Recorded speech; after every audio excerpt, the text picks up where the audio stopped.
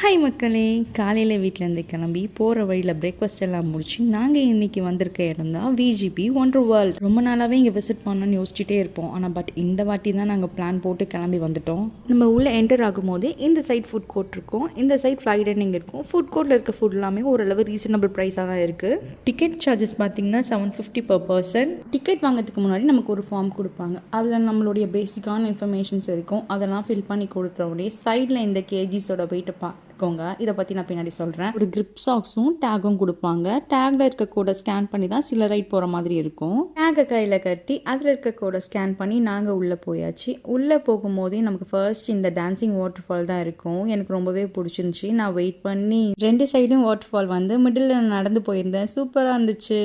அதுக்கப்புறம் நாங்கள் கொண்டு போய் இந்த ஹெல்மெட் எல்லாம் வைக்கணும்ட்டு ஸோ அங்கேயே நமக்கு லாக்கர் ப்ரொவைட் பண்ணுறாங்க. ஃப்ரீ ஆஃப் காஸ்ட் தான். நம்மளே பாஸ்வேர்ட் என்ட்ரு பண்ணுற மாதிரி தான் இருக்கும். அங்கே இருக்க ஸ்டாஃப் எல்லாமே நமக்கு ஹெல்ப் பண்ணுவாங்க. ஹெல்மெட் எல்லாம் வச்சுட்டு நாங்கள் வந்திருந்தது இந்த ரைடு தான். இந்த ரைடு சூப்பராக இருந்துச்சுங்க. செம்ம எக்ஸ்பீரியன்ஸ். கூடவே ஸ்கூல் பசங்க போயிருந்ததுனால கடவுளே அஜித்தேன்னு அவங்கள ஒரே அலப்பறை பண்ணிட்டு இருந்தாங்க. நல்லாவே ஃபன்னாகவே போச்சு எங்களுக்கு இந்த ரைட்.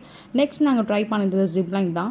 ஜிப்லைனுக்கு 80 kgs அபோவ் இருந்தால் அலோவ் பண்ண மாட்டாங்க. ஸோ நான் ட்ரை பண்ணியிருந்தேன். இதுக்காக தான் அந்த போர்ட் பற்றி நான் அப்புறமா சொல்கிறேன்னு சொல்லியிருந்தேன். ஜிப்லைன் அண்ட் ஸ்கை சைக்கிளிங்க்கு 80 kgs இருக்கணும். ராக்கெட் எஜெக்டருக்கு வந்து 85 kgs இருக்கணும். ஸோ நான் நல்லாவே போயிட்டு வந்தேன். ஸோ ரிட்டன் வரும்போது அந்த சைட்லேருந்து நான் ஸ்கை சைக்கிளிங் ட்ரை பண்ணியிருந்தேன். கொஞ்சம் உள்ளுக்குள்ளே பயம் இருந்தாலும் மூஞ்சினா அதை காட்டாமல் வந்துக்கிட்டே இருந்தேன்.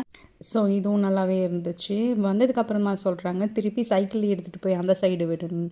சரின்னு சொல்லி கிளம்பிட்டேன். பட் இந்த டைம் வந்து கொஞ்சம் வந்து ரிலாக்ஸாக தான் போயிட்டு இருந்தேன். ஃபஸ்ட் டைம் கொஞ்சம் பயமாக இருந்துச்சு. இந்த சைட்லேருந்து இந்த சைட் போகும்போது எனக்கு கொஞ்சம் பயம்லாம் போயிடுச்சு. ஸோ இந்த 2 ரைடுமே நல்ல த்ரில்லிங்காக முடிஞ்சிச்சு. ஸோ வந்தோடனே கொஞ்சம் டயர்ட் ஆகிட்டனால இந்த டர்க்கிஷ் ஐஸ்கிரீம் ட்ரை பண்ணியிருந்தேன். இதுதான் என்னுடைய ஃபர்ஸ்ட் டைம். ஸோ ஹாப்பியாக இருந்துச்சு.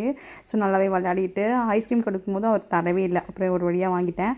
ஸோ அடுத்ததாக இந்த ரைட் ட்ரை பண்ணியிருந்தோம். ஐயோ சூப்பராக சொல்லக்கூடாது, சூப்பரான ரைட்டு. இங்கே போனீங்கன்னா நீங்கள் மிஸ் பண்ணாதீங்க. பார்க்க தான் பயமாக இருக்கும், இன்னுமே இல்லைங்க. இந்த ரைடு நல்லாவே என்ஜாய் பண்ணலாம். பீச்சு ஹோல் விஜிபியே நமக்கு இந்த ரைடு காட்டிடும். ஸோ அடம் முடிச்சுட்டு ட்ராம்போலின் போயிருந்தோம். அங்கே என்னெல்லாம் பண்ணணும் நெக்ஸ்ட் வீடியோவில் சொல்கிறோம். Stay tune. தேங்க்ஸ் ஃபார் வாட்சிங்.